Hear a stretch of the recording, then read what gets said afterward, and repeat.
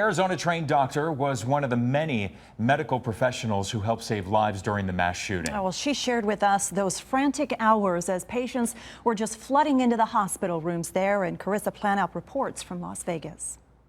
The anesthesiologist describes walking into a horrific scene here at Sunrise Hospital. She says it was a room full of people scared, crying, and blood on the floor. The smell of the blood. I've said that on other people have asked me.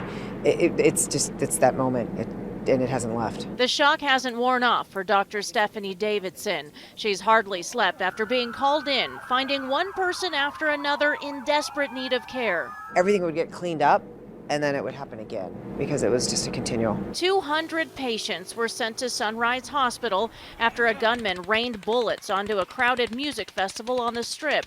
The Phoenix native saw many faces that night.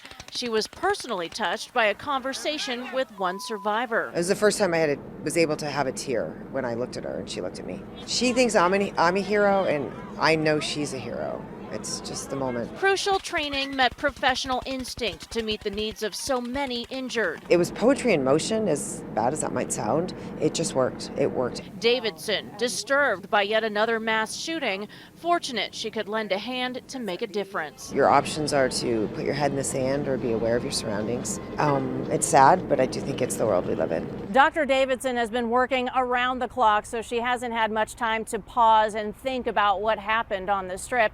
But she says she has been extremely comforted by the community's outpouring of support.